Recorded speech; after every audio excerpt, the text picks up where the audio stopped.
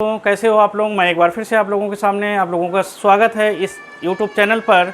और आप लोग जान रहे हैं कि जैसा मैंने कल आप लोगों से बात की थी कि एग्ज़ाम डेट आ गई है और आप लोग तैयारी करने लगी है, तो वही हुआ भी। मैंने देखा कि मेरे कुछ स्टूडेंट बड़ी तेज़ी से उसमें लग भी गए हैं और वो मेरे को रिज़ल्ट दिखाई भी पड़ रहा है। बहुत ही तेज़ी से आप लोग पढ़ना चालू हुए। यूट्यूब पे बहुत ज़्यादा आप लाइक भी कर रहे हो, आप पढ़ भी रहे हो और सब्सक्राइब भी कर रहे हो।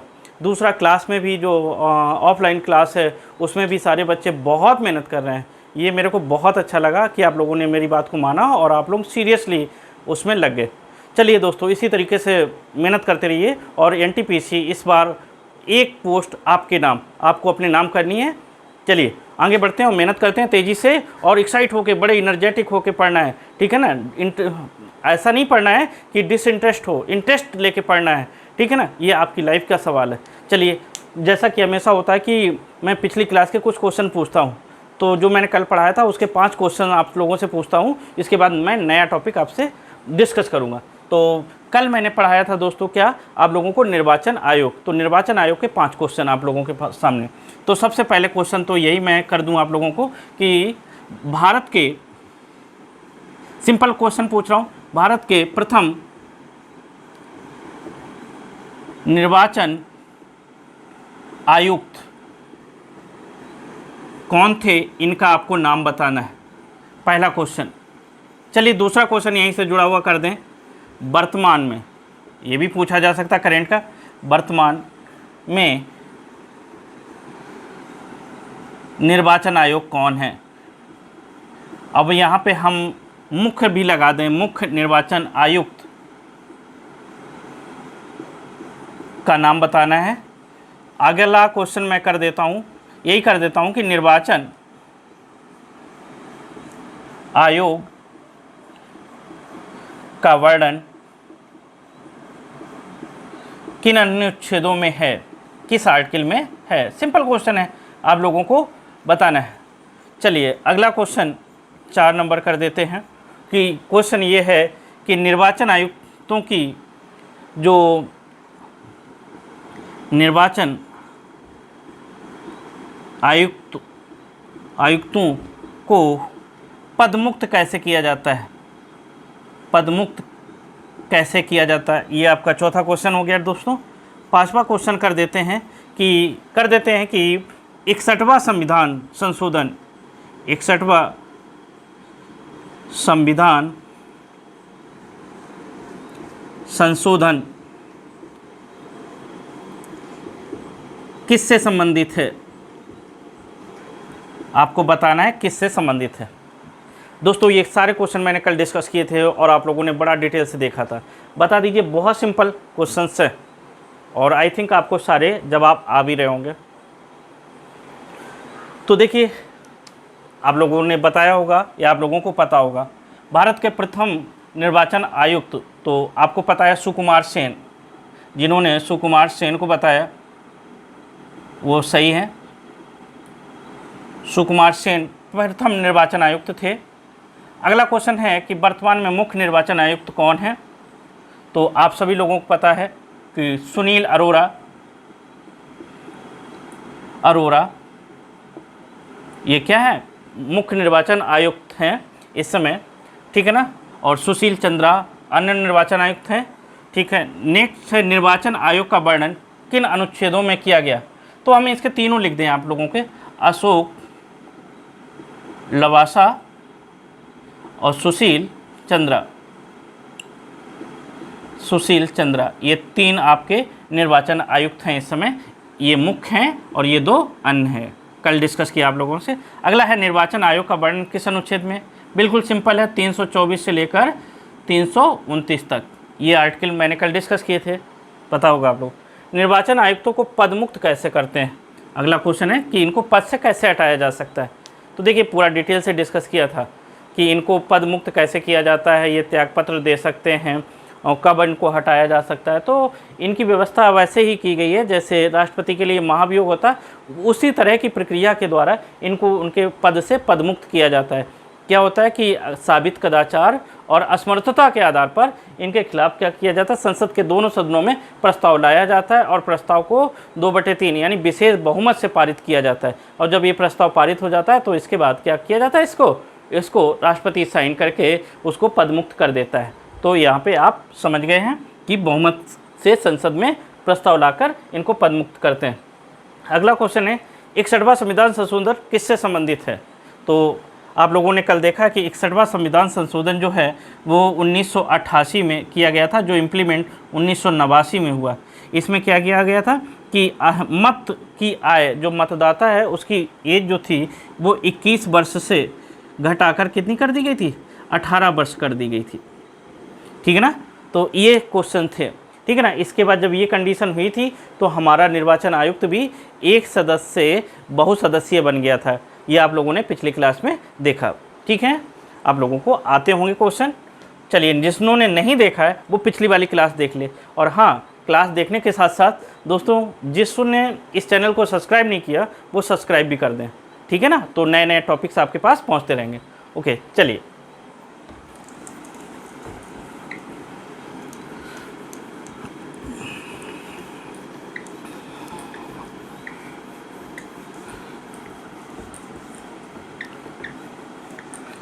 दोस्तों, आज हम लोग बात कर लेते हैं एक ऐसे टॉपिक का जिससे हम लोग बहुत परिचित हैं। आए दिन में कई बार उस पद की हम लोग चर्चा करते हैं, उसके बारे में बात करते हैं। जब समझ लीजिए जिस पद के बारे में हम लोग रोज़ कई बार चर्चा करते हों और डिस्कशन जिसके बारे में हो, तो समझ लीजिए वो कितना महत्वपूर्ण टॉपिक होगा। ऐसा टॉपिक जो चर्चा का विषय होता है, एग्ज़ाम में भी उसी से रिलेटेड क्वेश्चन पूछे जाते हैं। इसको देखते हुए मैंने इस टॉपिक को चुना, आप लोगों के लिए लेके आया हूँ। बहुत मज़ा आएगा, पढ़िए सच में। और ये टॉपिक है कुछ और नहीं, प्रधानमंत्री, प्राइम मिनिस्टर। ठीक है ना, तो आज हम लोग डिस्कस करेंगे प्रधानमंत्री। ठीक है ना, प्राइम मिनिस्टर। देखिए दोस्तों, एक बात बता दूं ना कि आप इसको बड़े ध्यान से देखिएगा और कॉपी पेन निकाल लीजिए, लिखते चले जाइएगा। मैं इतने फैक्ट और विथ कॉन्सेप्ट बताऊंगा कि इससे बाहर कोई क्वेश्चन नहीं जाएगा, ना एनटीपीसी, ना रेलवे, ना एसएससी, किसी में भी नहीं जाएगा। यूपीएससी, यूपीपीएससी, लेखपाल, वीडियो, सभी में इससे बाहर इस टॉपिक से क्वेश्चन नहीं जाएगा। तो कॉपी पेन निकाल के लिखते जाइए, टॉपिक करते जाइए और समझते जाइए। विशेष चर्चा करेंगे प्रधानमंत्री। देखिए, सबसे पहले प्रधानमंत्री की हम बात करें तो यह एक कैसा पद है, यह एक संवैधानिक पद है। अर्थात इस पद का चर्चा संविधान में किया गया है, अर्थात संविधान में इसका वर्णन किया गया है। जब संविधान में इसका वर्णन किया गया तो दोस्तों जाहिर सी बात है कि किसी न किसी आर्टिकल में किया गया होगा। अब कौन कौन से आर्टिकल हैं और किस आर्टिकल में प्रधानमंत्री के बारे में क्या चर्चा की गई, उसको हम पढ़ते हैं। सबसे पहले जान लीजिए कुछ इम्पोर्टेंट बातें। प्रधानमंत्री जो होता है वो कार्यपालिका का हेड होता है या प्रमुख होता है। अब देखिए, ध्यान से देखते जाइए, कार्यपालिका का प्रमुख होता है। अब यहाँ पे हम दो शब्द जोड़ेंगे, एक होगा संवैधानिक प्रमुख और दूसरा होगा वास्तविक प्रमुख। यानी प्रमुख के सामने दो वर्ड हम यूज़ करेंगे। कौन सा? एक होगा वास्तविक और दूसरा है संवैधानिक। बहुत अच्छा समझ में आने वाला है अगर आप लोग समझेंगे। तो देखिए, कार्यपालिका क्या होती है, सबसे पहले इसको डिस्कस कर लेते हैं आप लोग। कार्यपालिका का मतलब होता है ऐसी संस्था, ऐसा ग्रुप ऑफ मेंबर्स जो जनता के लिए काम करें, यानी जनता के लिए कार्य करने वाले जो जनता के सेवक होते हैं उनको कार्यपालक कहा जाता है। क्या कहा जाता है? कार्यपालक। यानी कि जनता के लिए कार्य करने वाले लोगों का समूह कार्यपालक, यानी देश को चलाने वाले लोग कार्यपालक। अब कार्यपालक जो होते हैं उनके इस समूह को कार्यपालिका कहते हैं। क्या कहते हैं? कार्यपालिका। तो कार्यपालिका में दो प्रकार के कार्यपालक होते हैं, एक होते हैं स्थायी और दूसरे होते हैं अस्थायी। स्थायी कार्यपालक में बताया जो भारतीय प्रशासनिक सेवा के अधिकारी होते हैं वो स्थायी कार्यपालक होते हैं। भारत सरकार के जो गवर्नमेंट के एम्प्लॉय होते हैं वो कार्यपालक होते हैं, लेकिन स्थायी, ठीक है ना। इनको 60 वर्ष की अवधि के बाद ही रिटायर किया जाता है। इनको बार बार निर्वाचन के द्वारा नियुक्त नहीं किया जाता है, ठीक है ना। इसको यूपीएससी द्वारा तथा अन्य कमीशंस के द्वारा इनकी नियुक्त की जाती है, और नियुक्त करने के बाद इनका सिलेक्शन होने के बाद क्या किया जाता है, इनको नौकरी दी जाती है। ये कार्यपालक होते हैं स्थायी। और दूसरे अस्थायी कार्यपालक कौन होते हैं, जैसे जिनका कार्यकाल 5 वर्ष हो गया, कोई मंत्री हो गया, प्रधानमंत्री हो गया, सांसद हो गए, विधायक हो गए, ये जो जितने भी लोग होते हैं ये भी कार्यपालक होते हैं, जनता के सेवक होते हैं। तभी मंत्री कहते हैं कि मैं तो जनता का सेवक हूँ, जनता का कार्यपालक हूँ। तो वो कार्यपालक, यानी कि कार्यपालक 2 प्रकार के, कौन कौन से, स्थायी और दूसरे अस्थायी, ध्यान रखिए, ठीक है ना, अस्थायी, ठीक है। जैसे हम इसमें बता दें आपको, पीएम हो गया, है ना, इसके बाद मेंबर ऑफ पार्लियामेंट हो गया, मेंबर ऑफ पार्लियामेंट हो गए, अन्य विधायक हो गए, और ये इसमें जैसे आईएएस हो गया, पीसीएस हो गया, आईएएस हो गया, आईएफएस हो गया, आईआरएस हो गया, यानी अन्य गवर्नमेंट जो एम्प्लॉई है वो क्या हो गया।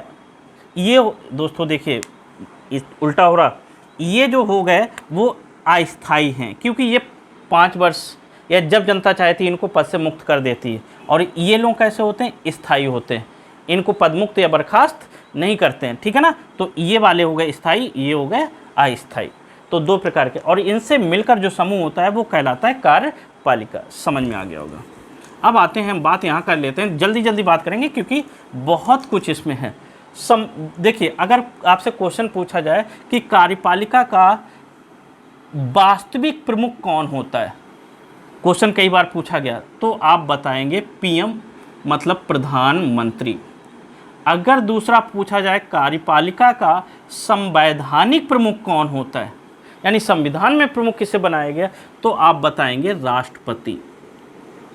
देखिए क्वेश्चन यहीं से मैं चालू कर दिया जहां से क्वेश्चन पूछे जाते एग्जाम में, तो ध्यान दीजिए।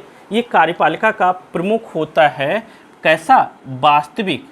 वास्तविक का मतलब ये है कि नाम मात्र का तो प्रमुख है राष्ट्रपति, नाम इनका होता है लेकिन काम इनके द्वारा किए जाते हैं, इनके द्वारा कोई भी निर्णय लिए जाते हैं, ठीक है। आगे बताएंगे। तो ये हो गया प्रमुख। आगे बात अगर हम कर लेते हैं, देखिए कि प्रधानमंत्री जो होता है वो सरकार का प्रमुख होता है, सरकार का मुखिया होता है। क्या होता है, अगर पूछा जाए कि सरकार का मुखिया कौन होता है, तो आप बताएंगे पीएम होता है, प्रधानमंत्री। एक स्टेटमेंट कहा है विद्वान ने कि देश की मुखिया सरकार होती है और सरकार का मुखिया प्रधानमंत्री होता है। बात समझने की कोशिश करिए, क्या कहा गया कि देश का मुखिया सरकार होती है और सरकार का मुखिया प्रधानमंत्री होता है, पीएम होता है। आप बात को समझ आ रहे हैं, अर्थात पूरे देश का जो प्रमुख होता है, मेन व्यक्ति होता है, वो कौन होता है, प्रधानमंत्री होता है वास्तविक रूप से, ठीक है ना। आप राष्ट्रपति, हाँ राष्ट्र अध्यक्ष होता है, प्रथम नागरिक होता है, वो अलग बात है, लेकिन वास्तव में ये जो सरकार का मुखिया होता है। कुछ विद्वानों ने कहा है कि जो पीएम होता है, प्रधानमंत्री, जिसके बारे में हम चर्चा कर रहे हैं, ये कहा है कि पीएम जो होता है सरकार रूपी नौका का कैप्टन होता है, कैप्टन कहा गया। देखिए क्या कहा गया प्रधानमंत्री को कहा गया कि ये सरकार जो होती है, इस सरकार रूपी नौका जो है, इसका कैप्टन कौन होता है, यानी कैप्टन होता है प्रधानमंत्री। इतना महत्वपूर्ण पद है प्रधानमंत्री का।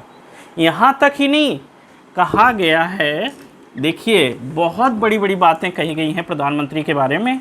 अपने B.R. अम्बेडकर जी ने कहा है कि अगर हमारे प्रधानमंत्री की तुलना अगर आपको किसी भी देश के प्रमुख से करनी है, तो आप किससे करेंगे, कि वो आप कर सकते हैं अमेरिका के राष्ट्रपति से। अमेरिका के राष्ट्रपति से पूछा गया है कि बी आर अम्बेडकर ने किसकी तुलना अमेरिका के राष्ट्रपति महोदय से की है। जिस तरह से उनके हाथ में समस्त शक्तियां होती हैं, उसी तरीके से हमारे देश में समस्त शक्तियां, समस्त पावर किसके हाथ में होता है, तो आप बताएंगे प्रधानमंत्री। ये क्वेश्चन आए हुए हैं, आप इनको ध्यान से देखते रहिएगा। इतना ही नहीं, हमारे संविधान में देखकर इसकी स्थिति को प्रधानमंत्री की लोगों ने ये कहा है कि प्रधानमंत्री पूरी मंत्रिपरिषद के लिए एक सूर्य के समान होता है, यानी जो सन होता है, सन के समान होता है। सूर्य के आसपास जो उपग्रह और ग्रह जो होते हैं, जिस तरह से चक्कर लगाते रहते हैं, पूरी मंत्रिपरिषद उस सूर्य रूपी प्रधानमंत्री के चारों ओर चक्कर लगाते रहते हैं। यानी देख लीजिए, प्रधानमंत्री का पद की तुलना सूर्य से की गई है और मंत्रिपरिषद की तुलना, अन्य मंत्रियों की तुलना किससे, ग्रह उपग्रह से की गई है। तो ये सूर्य रूपी पद है प्रधानमंत्री का। वहीं तो देखिए दोस्तों, क्या है, सूर्य के रूप में तुलना की गई। वहीं हमारे संविधान में कहा गया है, संविधान में नहीं, संविधान में स्थिति को देख के विद्वानों ने कहा है कि बिल्कुल ये चांद के समान होता है। तारों के बीच चांद, यानी जैसे तारे होते हैं और उन तारों में जैसे चंद्रमा होता है, चांद होता है, एक अलग अपना स्वरूप बनाए हुए, उसी तरीके से हमारे मंत्रिपरिषद में प्रधानमंत्री का पद होता है। वहीं एक विद्वान ने ये भी कहा है कि सरकार रूपी जहाज का जो मल्लाह होता है, यानी उसको चलाने वाला जो व्यक्ति होता है, वो देश का प्रधानमंत्री होता है। ये सारे कोटेशन मैंने इसलिए बताया कि इन कोटेशनों को दे के क्वेश्चन पूछ लेता है फ्रेंड, ठीक है ना। तो इनको ध्यान में रखिएगा, ठीक है ना। बहुत अच्छा आपको कॉन्सेप्ट मिलेगा, देखते जाइएगा। तो इस तरीके से सूर्य, चांद, जहाज के कैप्टन, मल्लाह के रूप में इस पद को वर्णित किया गया है, लोगों ने बताया। बी आर अम्बेडकर ने इसकी तुलना अमेरिका के राष्ट्रपति से कर दी, ठीक है ना। ऐसा ये पद है प्रधानमंत्री का पद। आगे हम बात करते हैं दोस्तों कि इसकी संवैधानिक संरचना, बात करते हैं संवैधानिक संरचना के बारे में कि संविधान में इसका कहाँ पे क्या वर्णन है। तो दोस्तों, यानी अब हम बात करेंगे अनुच्छेदों की। तो हम आर्टिकल सबसे पहले अनुच्छेद 74 देखते हैं।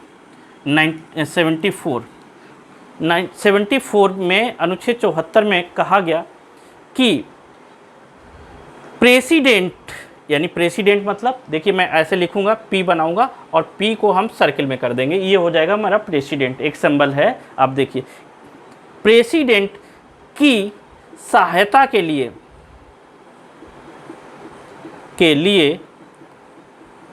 एक मंत्रिपरिषद होगी। मंत्रिपरिषद होगी। क्या कहा गया, प्रेसिडेंट की सहायता के लिए एक मंत्रिपरिषद होगी और इस मंत्रिपरिषद का जो हेड होगा वो होगा आपका पीएम, प्रधानमंत्री। इस मंत्रिपरिषद का जो हेड होगा वो प्रधानमंत्री होगा। इतनी बात समझ में रखिए ध्यान। अब एक क्वेश्चन यहाँ से पूछा जाता है कि मंत्रिपरिषद का वर्णन, दोस्तों ध्यान से सुनते जाइए, बहुत मजा आने वाला। मंत्रिपरिषद का वर्णन किस अनुच्छेद में किया गया? सबसे पहला क्वेश्चन तो यही बन जाता है। तो आप क्या बताएंगे कि मंत्रिपरिषद का वर्णन या मंत्रिपरिषद शब्द का वर्णन किस अनुच्छेद में किया गया? 74 में किया गया। दूसरी बात, मंत्री क्वेश्चन पूछा जाता है, मंत्रिपरिषद का प्रमुख कौन होता है? तो मंत्रिपरिषद का प्रमुख होता है आपका पीएम, प्रधानमंत्री। नेक्स्ट एक क्वेश्चन ये कि मंत्रिपरिषद होती क्या है, ये क्या चीज़ होती है, किसे कहते हैं मंत्रिपरिषद? तो देखिए, मंत्रिपरिषद जैसा कि नाम है, हमारी जो संसद होती है या हमारी जो सरकार होती है, उस सरकार में जो मंत्री होते हैं, उन मंत्रियों के समूह को मंत्रिपरिषद कहा जाता है। अब बात आती है कि हमारे जो सरकार होती है उसमें कितने मंत्री होते हैं, कितने लोग मंत्रिपरिषद में होते हैं। तो एक क्वेश्चन बहुत पूछा जाता है, बहुत ध्यान से सुनिए, कि मंत्रिपरिषद में अधिकतम कितने लोगों को या कितने प्रतिशत लोग मंत्री बन सकते हैं। तो बहुत बार क्वेश्चन पूछा जाता है। तो मंत्रिपरिषद में मैक्सिमम 15% लोग ही मंत्री बनेंगे, यानी कि लोकसभा और राज्यसभा से जो लोग चुन के जाते हैं संसद में, उनमें से सभी व्यक्तियों को मंत्री पद नहीं दिया जाता है, और जो मंत्री पद दिया जाता है वो सिर्फ और सिर्फ 15%, मैक्सिमम 15%। अगर कहा जाए, क्वेश्चन पूछ दे कि मंत्रिपरिषद में न्यूनतम संख्या कितनी होती है, मंत्रिपरिषद में, देखिए क्वेश्चन बताइए आप लोग क्या होगा आंसर, मंत्रिपरिषद में न्यूनतम संख्या कितनी होती है। तो दोस्तों ध्यान रखिए, इसका वर्णन संविधान में नहीं किया गया है, इसकी बात नहीं की गई है कि न्यूनतम की बात कहीं नहीं की गई। अगला एक क्वेश्चन आप लोगों से, इतना तो आप लोगों को पता होगा, लेकिन एक क्वेश्चन और मैं आपसे पूछता हूँ। दोस्तों बताइए, ये 15% जो बात कही गई है वो किसका 15%? संसद का 15%, संसद मतलब लोकसभा राज्यसभा का 15%, या सिर्फ लोकसभा का 15%, या राज्यसभा का 15%, या संसद में निर्वाचित सदस्यों का 15%, या संसद में मनोनीत सदस्यों का 15%? आपने ध्यान से क्वेश्चन सुना कि मंत्री जो हो सकते हैं मंत्रिपरिषद में वो मैक्सिमम 15%, किसके? संसद के, यानी संसद में आ जाएंगे लोकसभा और राज्यसभा में के सदस्य जो मनोनीत भी होंगे और निर्वाचित भी होंगे। नंबर 2, लोकसभा के समस्त सदस्य। नंबर 3, राज्यसभा के समस्त सदस्य। ठीक है ना। फिर आगे ऑप्शन बनाया जा सकता है कि लोकसभा के सिर्फ निर्वाचित सदस्य, मनोनीत को हटा दिया जाए, या राज्यसभा के मनोनीत सदस्य को हटा के राज्यसभा के निर्वाचित। तो आप लोगों को ध्यान रखना है, यहाँ पे क्वेश्चन फंस सकता है। तो आप लोग सिर्फ ध्यान रखिए कि जो लोकसभा के मेंबर होते हैं मनोनीत और निर्वाचित दोनों, यानी 545 जो मेंबर होते हैं उनका 15%। ठीक है, ध्यान रखिए, लोकसभा के समस्त सदस्यों का 15% ही मंत्रिपरिषद हो सकते हैं मैक्सिमम, अधिक से अधिक। न्यूनतम कोई बात नहीं कही गई, न्यूनतम की बात नहीं कही गई। ठीक है, इतनी बात समझ गए। क्वेश्चन यहाँ से कई बार पूछा गया, ध्यान रखिएगा। अगला क्वेश्चन आता है, अगले क्वेश्चन की अगर हम बात करें, क्वेश्चन कह रहा है कि मंत्रिपरिषद में कौन कौन मंत्री शामिल होते हैं।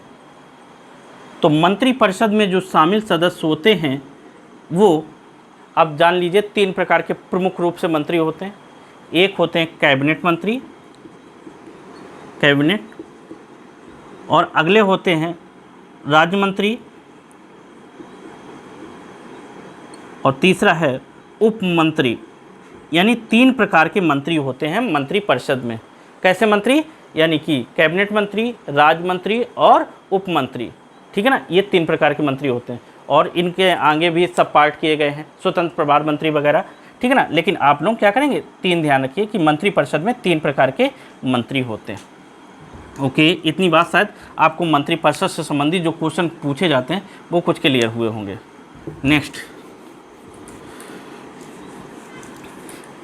अनुच्छेद 74 में एक बात एक और कही गई है कि जो देश का प्रधानमंत्री होगा, कह रहा है कि वो, ये जो प्रधानमंत्री मंत्रिपरिषद का जो हेड बना हुआ है, कहा गया है कि ये क्या करेगा, ये राष्ट्रपति को सलाह देगा।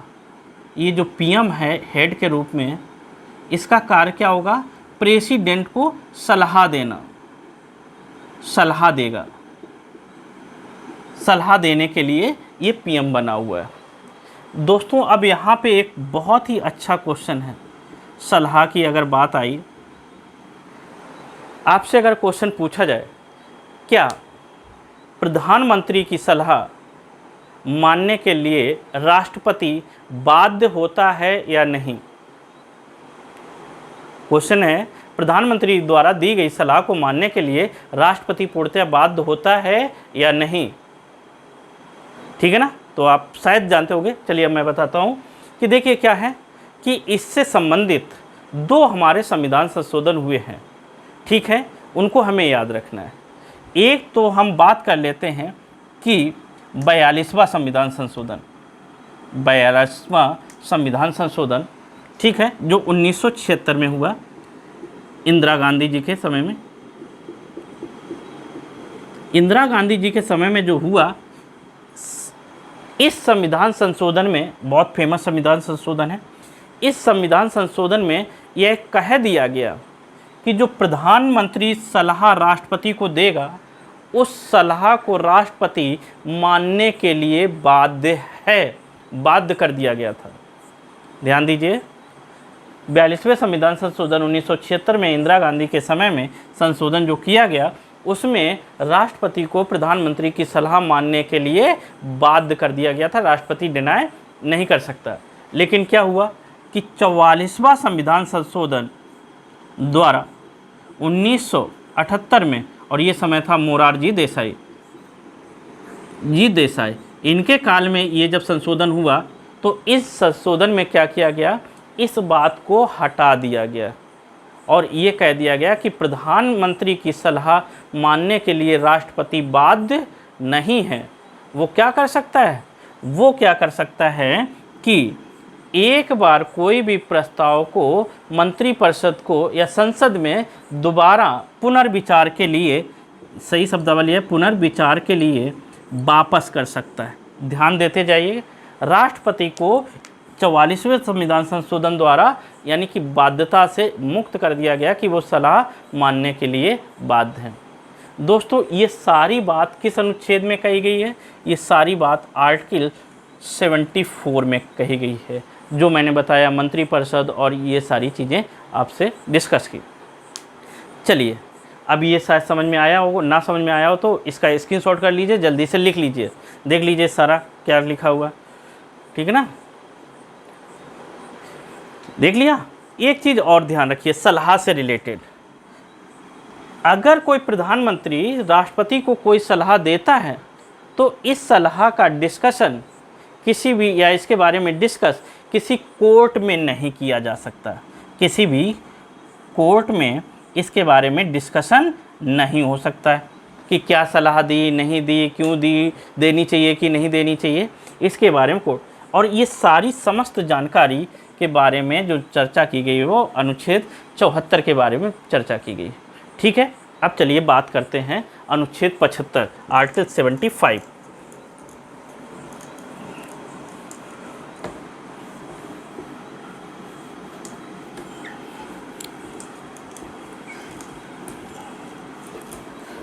नोट करते जाइए का कॉपी में, यहीं से क्वेश्चन बनते हैं और बहुत क्वेश्चन बनते हैं, बहुत अच्छे क्वेश्चन बनते हैं। और आप देखेंगे कि पूरा पढ़ लीजिए, उसके बाद आपको यहाँ से कोई क्वेश्चन छूटेगा नहीं। अब हम बात कर लेते हैं अनुच्छेद 75, 75। देखिए, यही एक अनुच्छेद है जिसमें कहा जाए, अगर आपसे पूछा जाए प्रधानमंत्री पद का वर्णन या प्रधानमंत्री पद शब्द का वर्णन यानी किस अनुच्छेद में किया गया पद का वर्णन, तो वो कौन सा है? 75। और कहा गया है कि प्रधानमंत्री की नियुक्ति राष्ट्रपति द्वारा की जाएगी, राष्ट्रपति द्वारा की जाएगी। अनुच्छेद 75 क्या कह रहा है? प्रधानमंत्री की नियुक्ति राष्ट्रपति द्वारा की जाएगी।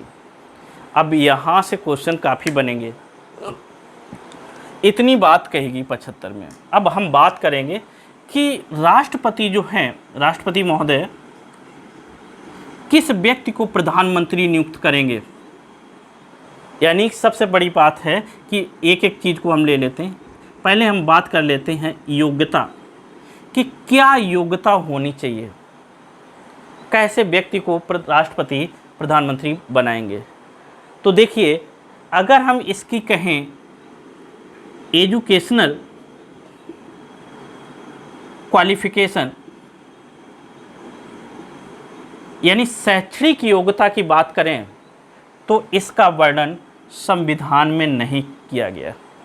यानी कि अगर आपसे कहा जाए कि कितना पढ़ा लिखा होना चाहिए हमारा देश का प्रधानमंत्री, 8th पास होना चाहिए या 5th पास होना चाहिए, है ना, या अंगूठा छाप होना चाहिए, इस चीज़ की वर्णन संविधान में नहीं किया गया। प्रधानमंत्री ही क्या, पार्लियामेंट के जितने भी मेंबर होते हैं, मेंबर ऑफ पार्लियामेंट, अब पार्लियामेंट का मतलब समझ रहे हैं ना, इसमें राष्ट्रपति और इसके बाद जितने भी सांसद होते हैं वो सारे के सारे शामिल हैं। किन्हीं के लिए भी शैक्षणिक योग्यता की बात नहीं की गई, यानी अनपढ़ लोग इसमें जा सकते हैं। और आप लोग जानते ही होंगे कैसे लोग नेता बनते हैं, तो एजुकेशनल क्वालिफिकेशन की बात नहीं की गई। अगर हम योग्यता की बात करें तो ये ज़रूर कहा गया है कि राष्ट्रपति ऐसे व्यक्ति को प्रधानमंत्री बनाएगा जो बहुमत दल का नेता हो, बहुमत दल का नेता हो। चलिए हम इस पे चर्चा करें। एक तो होता है सदन का नेता, देखो यहाँ पे हम लिख देते हैं सदन का नेता, और एक होता है बहुमत दल का नेता। सदन कितने हैं हमारे? 2 सदन हैं, लोकसभा और राज्यसभा। देखिए लोकसभा जो होती है वहाँ पे उस सदन का एक नेता हो सकता है। पहली बात तो वहाँ लोकसभा अध्यक्ष होता है प्रमुख के रूप में, लोकसभा प्रमुख के रूप में, जो उसकी कार्रवाइयों को इत्यादि को मॉनिटर करता है। और इसके बाद अगर हम राज्यसभा की बात करें, राज्यसभा का नेता अलग होता है, ठीक है ना, सत्ता पक्ष का और विपक्ष का। तो हम ये कहें, अगर क्वेश्चन में ये कह रहा है कि सदन का नेता हो उसको प्रधानमंत्री बनाया जा सकता है राष्ट्रपति द्वारा, तो ये गलत है, ठीक है ना। उसको बहुमत दल का नेता होना चाहिए। बहुमत दल का मतलब ऐसा व्यक्ति जो लोकसभा में जिसके पास बहुमत हो, यानी 50+1 का, उसके पास 50% +1 का आंकड़ा हो, ऐसे व्यक्ति को प्रधानमंत्री क्या करेगा, राष्ट्रपति क्या करेगा, प्रधानमंत्री नियुक्त कर देंगे। ये तो रही बात सिंपल सी बहुमत वाली बात कि बहुमत के आधार पर। अगर हम बात ये कहें कि ये तो कोई विशेष योग्यता नहीं हुई, योग्यता का मतलब कि उसकी आयु कितनी होनी चाहिए, ध्यान देते जाइएगा।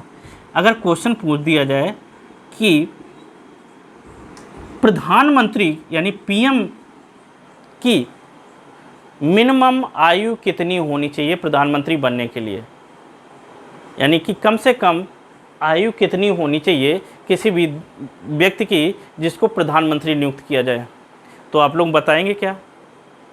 तो देखिए अगर हम आयु की बात संविधान में कहें तो कहीं पे इसका वर्णन नहीं किया गया। कुछ लोग बताएंगे 25 वर्ष होनी चाहिए, कुछ लोग बताएंगे 30 वर्ष होनी चाहिए। देखिए इसका कहीं पे वर्णन नहीं किया गया, लेकिन हमें पता है प्रधानमंत्री जो बनता है वो ऐसा व्यक्ति बनता है जो किसी भी सदन का सदस्य होता है, लोकसभा का या राज्यसभा का। अगर नहीं भी होता है तब भी ऐसे व्यक्ति को प्रधानमंत्री बनाया जा सकता है जो सदन का सदस्य ही नहीं है। अभी चर्चा करेंगे, ठीक है ना। तो अगर हम बात करें कि लोकसभा के लिए कितनी एज होनी चाहिए, तो आपको पता है लोकसभा के लिए 25 होती है, 25 ईयर होना चाहिए कंप्लीट। और राज्यसभा की बात करें तो उसके लिए 30 ईयर कंप्लीट होनी चाहिए। अब व्यक्ति लोकसभा में अगर मेंबर बन के आता तब भी वो प्रधानमंत्री नियुक्त किया जा सकता है, और राज्यसभा का भी है व्यक्ति तब भी वो मेंबर, तो उसको भी प्रधानमंत्री नियुक्त किया जा सकता है। तो अगर हम इस दशा से देखें तो सबसे कम क्या हुई लोकसभा के लिए, मतलब 25 वर्ष की आयु न्यूनतम, इसको कह सकते हैं, लेकिन संविधान में वर्णित नहीं है। दूसरा अगर बात यह है कि किसी भी दल को अगर बहुमत नहीं मिला है, बहुमत नहीं मिला है, तब प्रेसिडेंट क्या करता है, या तो गठबंधन के किसी व्यक्ति को, कई पार्टियां एक साथ हो जाएं और कहें कि मेरे साथ इनके साथ बना दिया जाए, तब भी बनाया जा सकता है गठबंधन के। 1 मिनट दोस्तों रुकिए।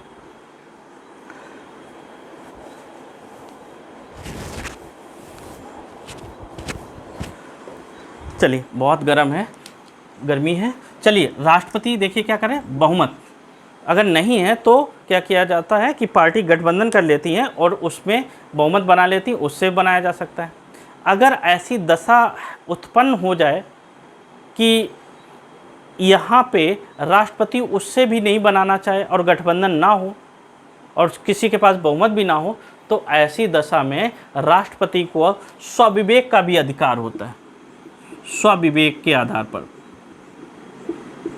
आधार पर किसी भी व्यक्ति को क्या बना सकता है, प्रधानमंत्री बनाया जा सकता है।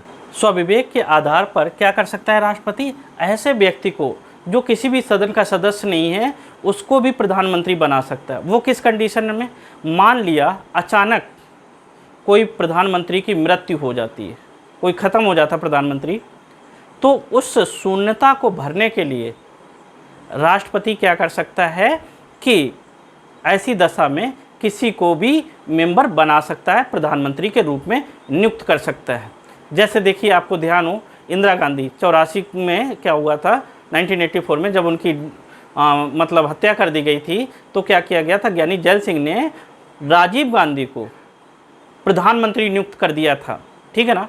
और ऐसी दशा में क्या किया था, किसी से कोई बहुमत भी नहीं सिद्ध करवाया गया या कुछ भी नहीं करवाया गया और उनको प्रधानमंत्री बना दिया गया, ठीक ना। तो कई बार ऐसा एक मौका आया, एक दो बार, कि प्रधानमंत्री को क्या किया जाता है, स्वविवेक के आधार पर।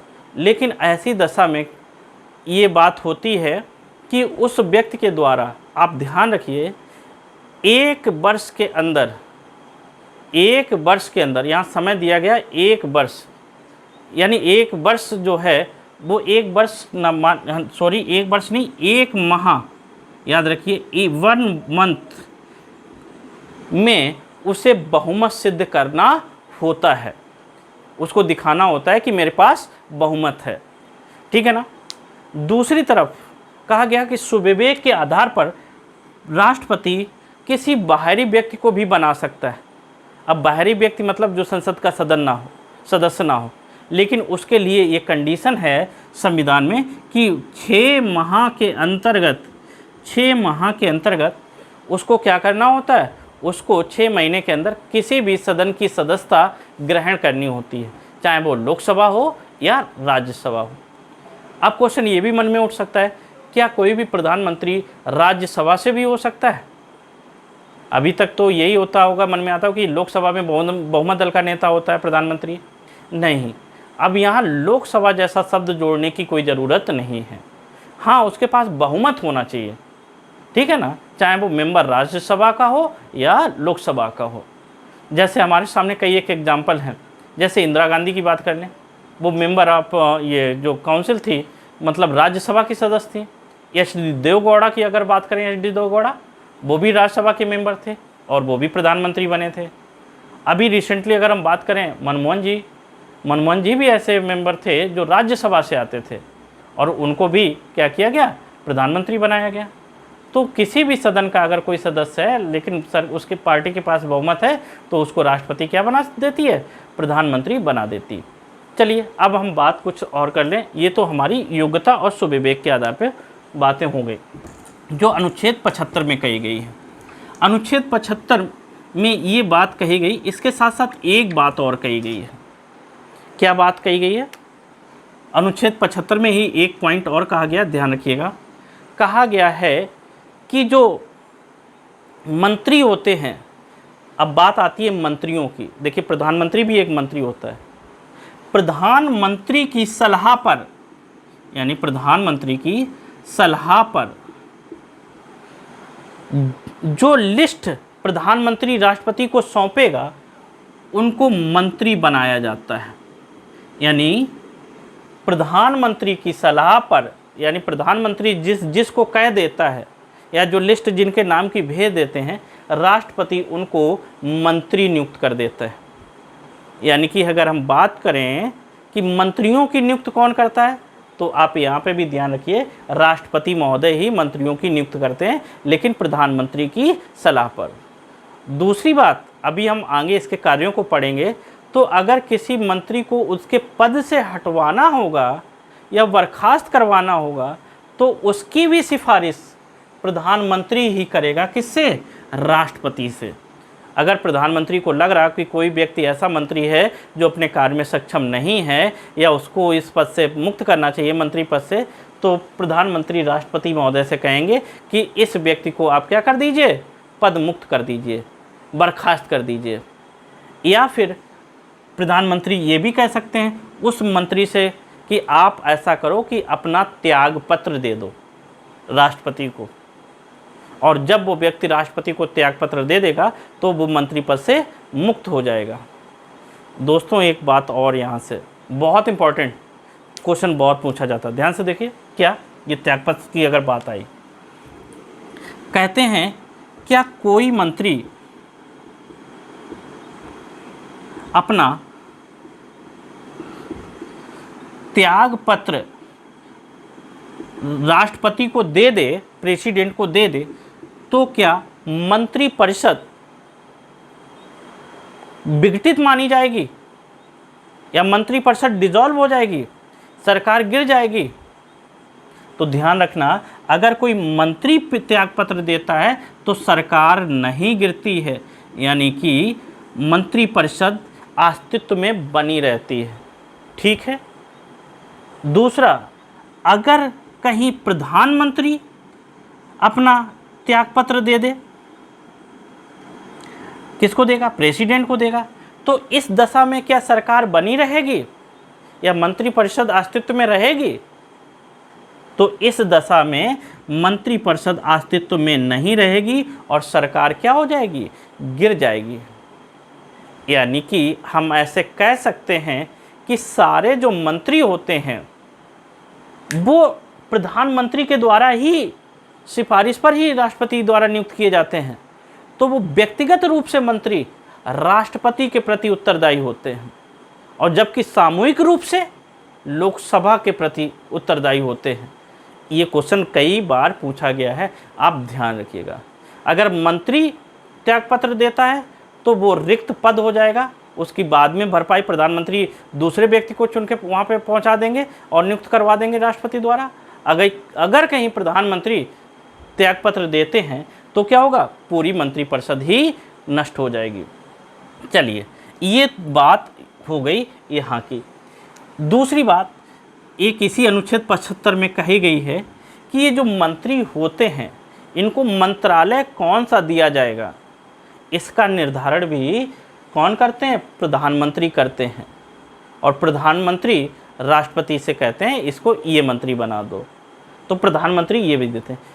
इसके बाद ये जो विभाग होते हैं इनकी कार्यशैली, इनको विभागों में जो कार्य होता है, कार्य का संचालन होता है, इस कार्य का संचालन या कार्य का नियमीकरण, फिर से सुनिए, इन मंत्रालयों या विभागों द्वारा किए गए कार्य का नियम बनाए जाते हैं इन कार्यों को करने के लिए। उस नियम को कौन बनाता है? वो बनाते हैं राष्ट्रपति। ध्यान दीजिए, अगर ये मंत्री बन गए, ठीक है, मंत्रियों को विभाग मिल गए हैं, मंत्रालय मिल गए हैं, उन मंत्रालयों या विभागों में उनसे संबंधित कार्यों के करने के लिए जो नियम बनाए जाते हैं, उन नियमों का निर्धारण या नियम राष्ट्रपति के द्वारा बनाए जाते हैं। ये बात अनुच्छेद 75 में कही गई है। बिल्कुल ध्यान रखिएगा, इसको एक बार देख लीजिएगा आप लोग। ठीक है, क्या बात कही गई?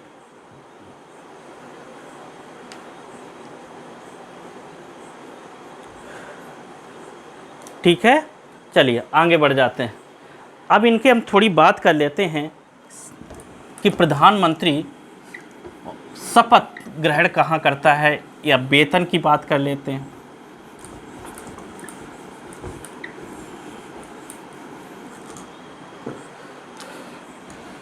शपथ,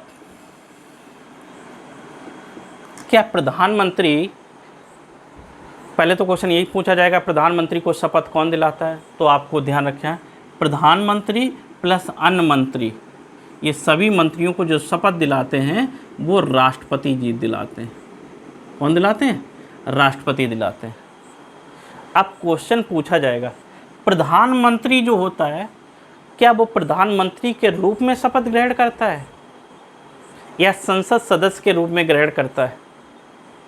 तो आप बताएंगे कि प्रधानमंत्री जो शपथ ग्रहण करता है वो संसद सदस्य के रूप में ग्रहण करता है, संसद सदस्य के रूप में शपथ ग्रहण करता है। और ये सारे मंत्री भी मंत्री के रूप में शपथ ग्रहण नहीं, संसद सदस्य के रूप में शपथ ग्रहण करते हैं। ये दोनों शपथ ग्रहण जो करते हैं वो किस बात की शपथ ग्रहण करते हैं, क्वेश्चन पूछा जा सकता है। तो देखिए, हमें पता है कि जो हमारा अनुसूची 3 जो है, शेड्यूल थर्ड, इसमें पदाधिकारियों के शपथ ग्रहण के बारे में चर्चा की गई। इस संविधान में कई बार पूछा गया, शेड्यूल थर्ड में शपथ ग्रहण के बारे में चर्चा की गई है। तो उसमें कहा गया जो मंत्री हैं या प्रधानमंत्री हैं, ये सब अपने पद एवं गोपनीयता की शपथ लेते हैं शेड्यूल थर्ड के आधार पर। पद एवं गोपनीयता है ना, राष्ट्रीय एकता है ना, उसकी सारी शपथ लेते हैं कौन? ये मंत्री तथा प्रधानमंत्री। अब आगे हम बात कर लेते हैं वेतन, कि प्रधानमंत्री का जो वेतन होता है वो कितना होता है। क्या प्रधानमंत्री के रूप में वेतन प्राप्त करता है, या क्वेश्चन पूछ दिया जाएगा लोकसभा के मेंबर के रूप में वेतन प्राप्त करता है, राज्यसभा के मेंबर के रूप में? तो आपको ध्यान रखना है, इसको जो वेतन मिलते हैं वो संसद सदस्य के रूप में मिलते हैं। संसद सदस्य के रूप में इसको वेतन मिलते हैं। अन्य सुविधाएं इनको मिलती हैं, रहने का, आने जाने का वाहन, टेलीफोन, अन्य जो सुविधाएं होती हैं वो सारी मिलती हैं। लेकिन इनको जो वेतन मिलते हैं, आप कहेंगे किसके आधार पर? संसद सदस्य के रूप में मिलती हैं, जिसे कोई इनकी फिक्स नहीं है, वेतन पे फिक्स नहीं है। इसको संसद समय समय पर बढ़ाती घटाती रहती है, अर्थात घटाती तो नहीं है, बढ़ाती रहती है, समय समय पर परिवर्तित करती रहती है। संसद के आधार पर ये इनका वेतन चलता है। ठीक है ना, ये बात आपने प्रधानमंत्री के बारे में समझी। चलिए, ये तो हमारा इनके प्रधानमंत्री के बारे में ये डिस्कशन था। कुछ हम और बात करते हैं। अगर हम बात करते हैं कि अनुच्छेद 77 मैंने बात कर ली, अब हम बात करते हैं अनुच्छेद 78, बहुत इम्पॉर्टेंट। 78 आर्टिकल जो है, इसके बारे में जानना बहुत ज़रूरी है।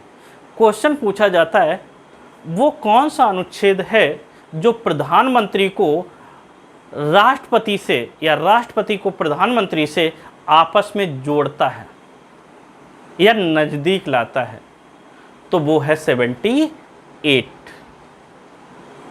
अगली बात, क्वेश्चन पूछा जाए कि वह कौन सा अनुच्छेद है जिसमें प्रधानमंत्री की कार्यों के बारे में या कर्तव्यों के बारे में वर्णन किया गया, कि प्रधानमंत्री के कार्य क्या होंगे।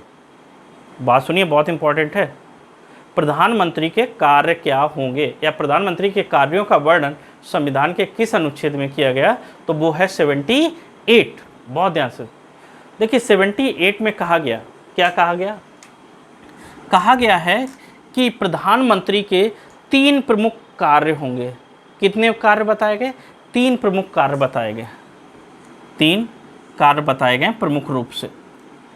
पहला जो कार्य है वो कार्य ये है कि देश में प्रशासनिक स्थिति, एडमिनिस्ट्रेशन जो है वो कैसा चल रहा है। क्या प्रशासनिक व्यवस्था पूरे देश में मेंटेन है, रूल एंड ऑर्डर मेंटेन है, रूल लॉ ये सब बढ़िया व्यवस्था है कि नहीं है। इस बारे में जानकारी प्रधानमंत्री राष्ट्रपति को देगा। बात सुनिए, देश में प्रशासनिक व्यवस्था की जानकारी प्रधानमंत्री राष्ट्रपति को बताएगा। यानी यहाँ लिख दें, प्रशासनिक व्यवस्था या स्थिति के बारे में प्रधानमंत्री क्या करेगा? राष्ट्रपति को सूचित करेगा या उनको बताएगा। नंबर 2 काम, नंबर 2 प्रधानमंत्री का मुख्य कार्य ये है कि विधि संबंधी बनाए गए प्रावधानों तथा उनका उपयोग किस तरह से हो रहा है। क्या मैंने बताया? विधि मतलब कानून। विधि से संबंधित क्या प्रावधान संसद में बनाए जा रहे हैं, क्या कानून नहीं बनाए जा रहे हैं, क्या हमारा देश विधि के अनुसार चल रहा है, सभी शासन जो चल रहा है वो विधि के अकॉर्डिंग है। ऐसा तो नहीं अराजकता चल रही हो, सब अपने अकॉर्डिंग चला रहे हो। तानाशाह बन जा रहे हों और कानूनों को ताक पे रख रहे हों, कहीं ऐसा तो नहीं है। यानी कि विधि के बारे में समस्त जानकारी जो है प्रधानमंत्री राष्ट्रपति को देगा। ठीक है, ये बात समझ में आई। तीसरी जो चर्चा है, तीसरा जो कार्य है प्रधानमंत्री का वो ये है, क्या कार्य है? कार्य ये है, तीसरा जो प्रमुख कार्य है, अगर राष्ट्रपति कहता है कि इस विषय पर, इस विशेष विषय पर संसद में चर्चा होनी चाहिए, उस पर बहस होनी चाहिए, ये मुद्दा ऐसा है जिस पर समस्त लोगों को ध्यान आकर्षित करना चाहिए, देश का ध्यान आकर्षित करना चाहिए, तो प्रधानमंत्री का ये कर्तव्य होगा कि संसद में उस मुद्दे को, उस बात को चर्चा में लाए। यानी कि क्या है कि संसद में चर्चा का विषय या चर्चा करवाए। ये कार्य किसका है? प्रधानमंत्री का, जिस पे राष्ट्रपति का है। देखिए दोस्तों, यहाँ अगर हम बात करें, अभी प्रधानमंत्री के जो कार्य हैं वो बहुत ज़्यादा हैं और इनका वर्णन भी बहुत ज़्यादा है, क्योंकि हम देख रहे हैं कि प्रधानमंत्री की अभी हमने जो वर्णन किया वो एक ऐसी पोस्ट है जिसके बारे में अगर बोलना चालू करें तो जल्दी ख़त्म होने वाला नहीं है। ठीक है ना, इसके लिए 2-3 क्लासें मतलब कम से कम चाहिए, मेरे को जो लगता है, क्योंकि अभी हमें मंत्रिमंडल का भी चर्चा करना है कि मंत्रिमंडल शब्द का उल्लेख किस अनुच्छेद में किया गया है। तो देखिए, क्योंकि ये मंत्रिमंडल का हेड होता है, ठीक है ना, और मंत्रिमंडल का हेड होने के नाते 352 अनुच्छेद जो है जिसमें राष्ट्रीय आपात की बात कही गई है, वहाँ पे भी इसका चर्चा की गई है कि मंत्रिमंडल का हेड होगा।